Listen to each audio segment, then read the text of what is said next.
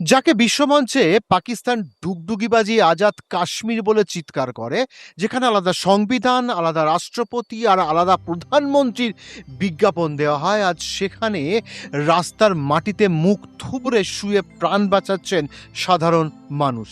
কারণ কারণ মাথার উপরে ঝাঁক ঝাঁক তাজা বুলেট ছুটছে খোদ পাকিস্তানি সেনাবাহিনী। যে মানুষকে রক্ষা করার কথা সেনার, তাদের বুক লক্ষ্য করেই চলেছে পাকিস্তানের রাষ্ট্রীয় গণহত্যা। पाकिस्तान मुर्दाबाद, पाकिस्तान मुर्दाबाद। कश्मीर का अमन बिगाड़ना चाहते हैं और हर माँ से बेटा छीन लिया है, हर बेटी को बाप छीन लिया है, भाई छीन लिया, और हम इस चीज को बर्दाश्त करेंगे? पाकिस्तान टेररिज्म, हाय हाय, पाकिस्तान टेररिज्म, पाकिस्तान टेररिज्म, पाकिस्तान मुर्दाबाद।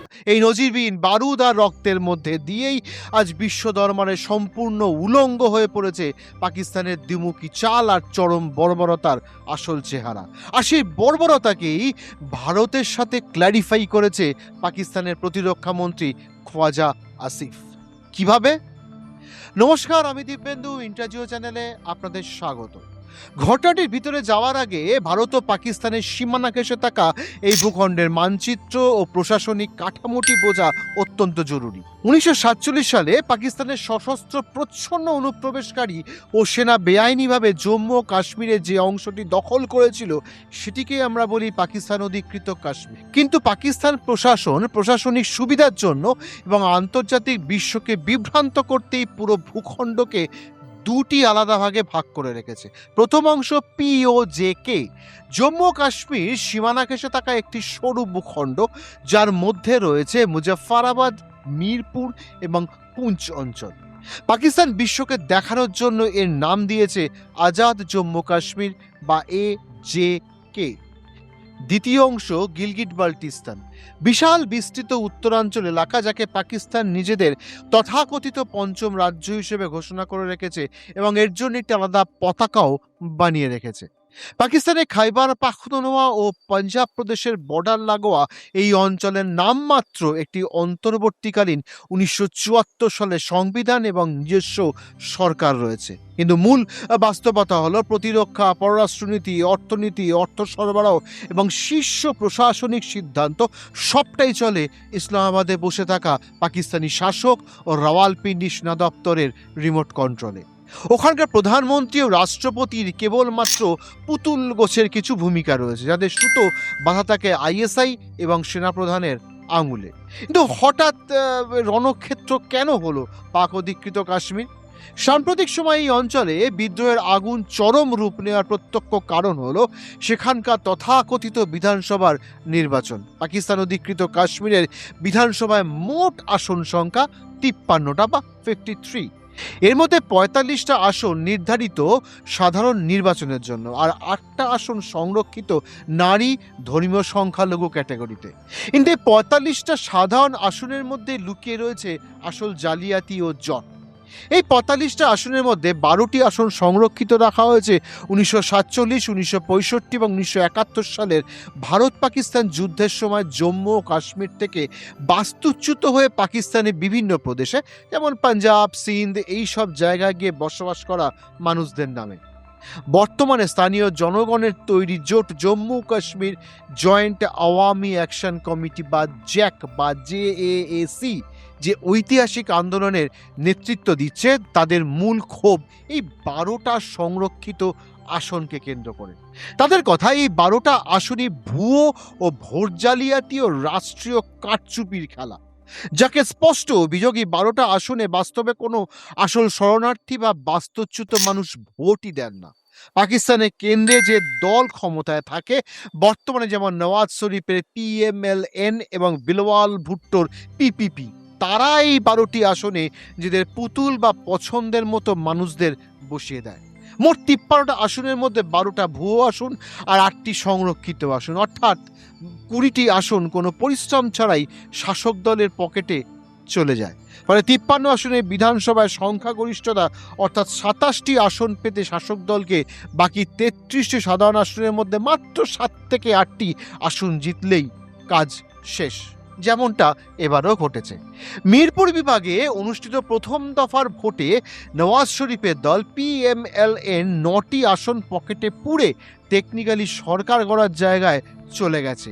এই ছক তৈরি করেই নওয়াজ শরীফ সেখানে প্রচারে গিয়ে প্রতিশ্রুতি দিয়েছিলেন মোটরওয়ে বানাবেন, এয়ারপোর্ট বানাবেন, হাসপাতাল বানাবেন, বিনিময়ে শুধু তার দল বা মেয়ে মারিয়াম নওয়াজকে সেখানকার ক্ষমতা দিতে হবে।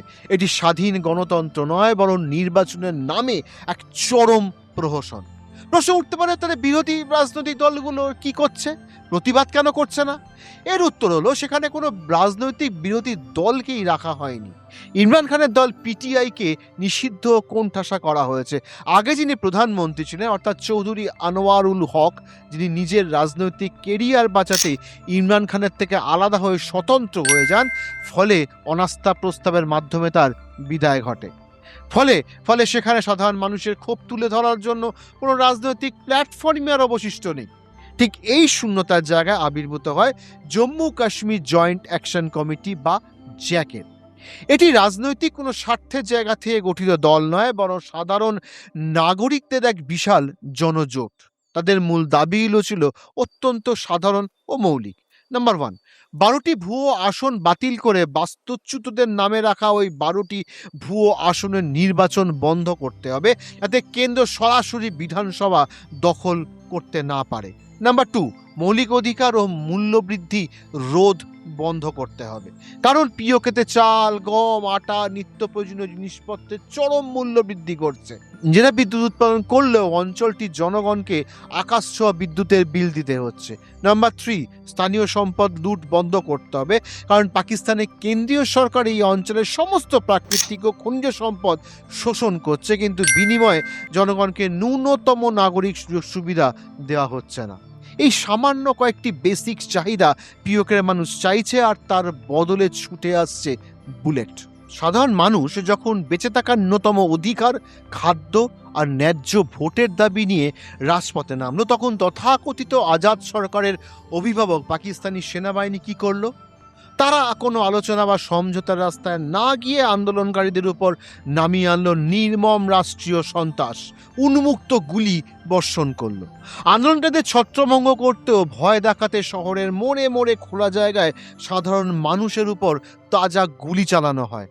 সেটা নির্বিচার গুলিতে অন্তত 30 জন সাধারণ মানুষের প্রাণ গেছে এবং শত শত মানুষ গুরুতর জখম হয়ে হাসপাতালে মৃত্যুর সাথে পাঞ্জা লড়ছেন। অসংখ্য সাধারণ নাগরিককে শহীদ বানিয়ে দিয়েছে পাকিস্তানি সেনার এই বর্বরতা যাতে বাইরের দুনিয়ায় না পৌঁছাতে পারে, সেজন্য পুরো অঞ্চলে ইন্টারনেট পরিষেবা ঘন ঘন বন্ধ রাখা হচ্ছে। 10 দিন ধরে ব্যাংকিং পরিষেবা অচল করে রাখা হয়েছে, যার ফলে সাধারণ মানুষ দৈনন্দিন জীবনে পুরোপুরি থমকে গেছে। সোশ্যাল মিডিয়ায় ছড়িয়ে পড়া এই ভিডিওগুলোতে দেখা যাচ্ছে রাস্তায় সারিবদ্ধ মানুষের উপর সেনাবাহিনী সরাসরি গুলি চালাচ্ছে। মানুষ বাঁচার জন্য পাকা রাস্তায় বা ড্রেনে শুয়ে পড়ছে, আর চারিদিকে শুধু রক্তের দাগ আর স্বজনহারাদের আর্তনাদ। পাক সরকারের বর্বরতার বিরুদ্ধে যখন চারিদিকে চরম সমালোচনা হচ্ছে, তখন পাকিস্তানের প্রতিরক্ষা মন্ত্রী সম্পূর্ণ দায়িত্ব জ্ঞানহীন ও কদর্য এক বয়ান দিয়েছেন। তিনি প্রকাশ্যে দাবি করেছেন অধিকৃত কাশ্মীরের প্রতিবাদীদের সঙ্গে সরকারের আলোচনার কোনো সম্ভাবনাই নেই। এখানে যারা সরকারের বিরুদ্ধে রাজপথে নেমে প্রতিবাদ করছে, তারা আমাদের কাছে ভারতের মতোই শত্রু। আমি অধিকৃত কাশ্মীরের বিক্ষোভকারীদের এবং ভারতকে একই শ্রেণীতে রাখি এবং ভারতের মতোই শত্রু হিসেবে গণ্য করি। এই বক্তব্যই প্রমাণ করে দেয় পাকিস্তান সরকার বা সেনা এই অঞ্চলের মানুষকে কতটা পর ও নিজেদের শোষণের যোগ্য বলে মনে করে, শোষণের বস্তু বলে মনে করে।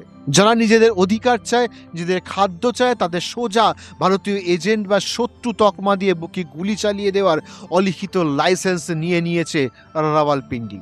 গত দুদিনের মধ্যে নিরাপত্তা বাহিনীর গুলিতে অন্তত 20 জন প্রতিবাদী নিহত হয়েছেন বলে অভিযোগ। পাকিস্তানি সেনার সহায়তায় ভোটে কারচুপি করারও অভিযোগ উঠেছে।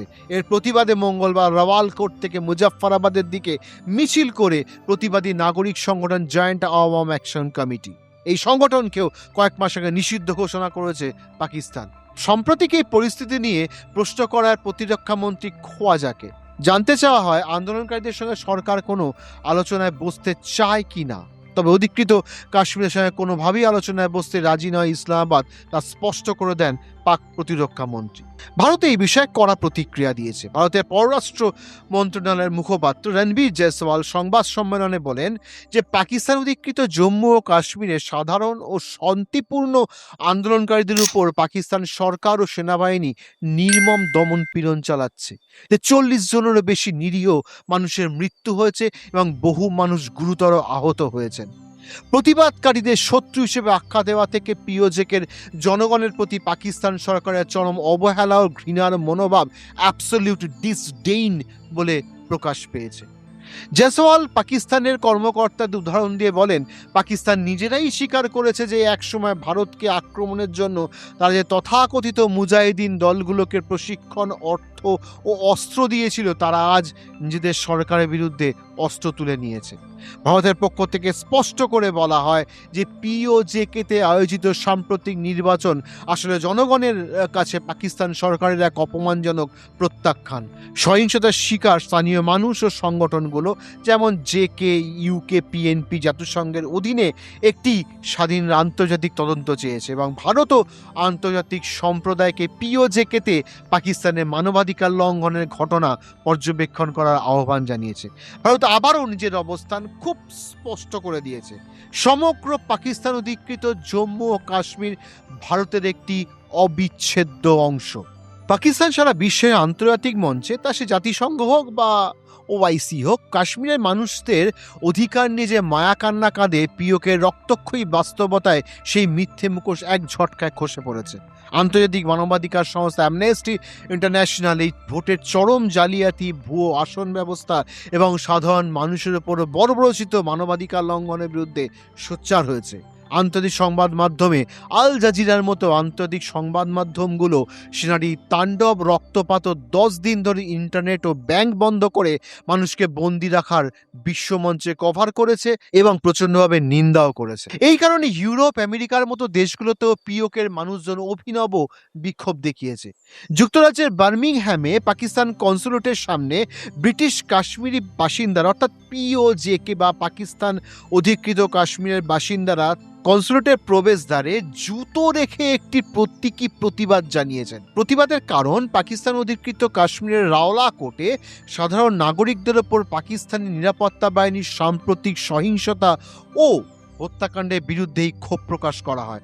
বিক্ষোভকারীরা কনসুলেটের মূল ফটকের বাইরে লাইন দিয়ে নিজেদের জুতো ও চটি খুলে রেখে অভিনব ধিক্কারজনক প্রতিবাদ জানান। বিক্ষোভের সময় তারা পাকিস্তান সেনাবাহিনীর বিরুদ্ধে তীব্র স্লোগান দেন এবং সাধারণ মানুষের উপর নির্যাতন অবিলম্বে বন্ধ করার দাবি জানান। পাকিস্তান অধিকৃত কাশ্মীরের এই বিদ্রোহ কিন্তু একদিনে দানা বাঁধেনি। 1947 সাল থেকে গত 7.5 দশক ধরে চলে আসা নিরবিচ্ছিন্ন শোষণের পরিণতি হলো আজকের এই দাবানল। ভারত যখন দেশভাগের পর নিজের দেশকে বা নিজের অংশকে সংবিধানে নথিভুক্ত করে দ্রুত গণতন্ত্র উন্নয়নের পথে নিয়ে গেছিল, পাকিস্তান ঠিক তখনই পিওকে কেবল সামরিক ঘাঁটি এবং ভারতের বিরুদ্ধে প্রক্সি ওয়ার বা ছায়াযুদ্ধ চালানোর চালিকা শক্তি হিসেবে ব্যবহার করেছে। অর্থনৈতিক দেউলিয়াপড়া চরম হয়েছে, আর এই অঞ্চলটিতে কোনো উল্লেখযোগ্য শিল্প প্রতিষ্ঠানও তৈরি করা হয়নি। কর্মসংস্থানের অভাব এতটাই চরমে গেছে যে ওখানকার সিংহভাগ যুবককে কাজ খুঁজতে হয় মধ্যপ্রাচ্যে বা পাকিস্তানের অন্যান্য প্রদেশে, যেখানে দাসত্বের সমতুল্য কাজ করা হয়। সাংস্কৃতিক ও জনসংখ্যা পরিবর্তন হয়েছে ক্রমাগত। স্থানীয় কাশ্মীরি পাহাড়ি উপজাতীয় সংস্কৃতিকে দমন করে পাকিস্তান যেখানে পাঞ্জাবি ও অনাবাসিক জনগোষ্ঠীর আধিপত্য তৈরির চেষ্টা ক্রমাগত চালিয়ে যাচ্ছে। ক্রমাগত নীলাম নদীর উপর বড় বড় জলবিদ্যুৎ প্রকল্প গড়ে তুলে বিদ্যুৎ সরবরাহ করা হচ্ছে পাঞ্জাব ও ইসলামাবাদে, আর বিদ্যুতের জন্মদাত্রী পিওকে সাধারণ মানুষকে চরম বিদ্যুৎ বিভ্রাটের মধ্যে ঠেলে দিচ্ছে। কেবল আজাদ কাশ্মীর অঞ্চল না, গিলগিট বাল্টিস্তানেও বর্তমানে ক্ষোভের আগুন দাউ দাউ করে জ্বলছে। চীনের সাথে তৈরি হয়ে থাকা সিপিইসি প্রকল্পের নামে সেখানকার জমি দখল করেছে পাকিস্তানি সেনা ও চীনের কোম্পানিগুলো। স্থানীয় মানুষ জল, জমি, জঙ্গলের অধিকার হারিয়ে যখন প্রতিবাদ করেছে, তখন তাদের ওপর প্রয়োগ করা হয়েছে অ্যান্টি টেরোরিজম অ্যাক্ট। মুজাফফরাবাদ থেকে গিলগিট, আজ পুরো পাকিস্তান অধিকৃত কাশ্মীর জুড়ে একটাই গর্জন, আমাদের সম্পদ আমাদের ফিরিয়ে দাও, আমাদের রক্ত চুষে খাওয়া বন্ধ করো। ভারতের অবস্থান এবং ভূরাজনৈতিক অবস্থান এখানে খুব স্পষ্ট। ভারত বিশ্বমঞ্চে বারবার স্পষ্ট করে দিয়েছে যে সমগ্র পাকিস্তান অধিকৃত কাশ্মীর এবং গিলগিট বালতিস্তান ভারতের অবিচ্ছেদ্য অংশ। ভারতের সংসদে সর্বসম্মতভাবে পাশ হয়েছিল এই পিওকেকে ভারতের মধ্যে যুক্ত করতেই হবে। আজ পিওকে সাধারণ মানুষ যখন স্বতঃস্ফূর্তভাবে পাকিস্তানি সেনার বিরুদ্ধে রাস্তায় নেমেছেন, পাকিস্তানে তৈরি হওয়া কৃত্রিম ভোটের প্রহসন বর্জন করেছেন এবং নিজেদের মুক্তির জন্য রক্ত দিচ্ছেন, তখন তা ভারতের সেই দীর্ঘদিনের কূটনৈতিক ও ঐতিহাসিক অবস্থানকেই আন্তর্জাতিক স্তরে 100% সঠিক প্রমাণ করে। সেখানকার মানুষ বারবার চিৎকার করে বলছে, ভারত এখানে এসো, আমাদেরকে রক্ষা করো। পাকিস্তানের শিয়াল মার্কা কূটনৈতিক কৌশল আর বিশ্বকে বোকা বানানোর আজাদ কাশ্মীরের তকমা আজ তাদের নিজেদের জনগণের রক্তে ধুয়ে সাফ হয়ে গেছে। পিওকে চলা এই সাম্প্রতিক রক্তপাত ও গণহত্যা আবারও বিশ্ববাসীর সামনে প্রমাণ করে দিল যে পাকিস্তান অধিকৃত কাশ্মীরে কোনো আজাদ ভূখণ্ড নয়, বরং এটি পাকিস্তানি সেনা ও ইসলামাবাদে বসে থাকা শাসকদের দ্বারা শাসিত একটি বিশাল পরাধীন জেলখানা, যেদের ভূখণ্ডে না আছে আলো, না আছে খাবার, না আছে বাক স্বাধীনতা, আর সামান্য রুটি ও ভোটাধিকারের দাবি তুললেই কপালে জুটছে সেনার বুট আর তাজা বুলেট। পাকিস্তান এর এই চরম দ্বিচারিতা ও পৈশাচিক বর্বরতা আজ আন্তর্জাতিক সমাজের সামনে পুরোপুরি উন্মোচিত হয়ে পড়েছে। জোর করে দখল করে রাখা এই ভূখণ্ডের জনগণের হাহাকার আর আজ বার্তা দিচ্ছে, মিথ্যার ওপর দাঁড়িয়ে থাকা শোষণের তাসের ঘর এবার ভেঙে পড়ার সময় এসে গেছে। সবাই ভালো থাকবেন, সুস্থ থাকবেন। জয় হিন্দ, জয় ভারত।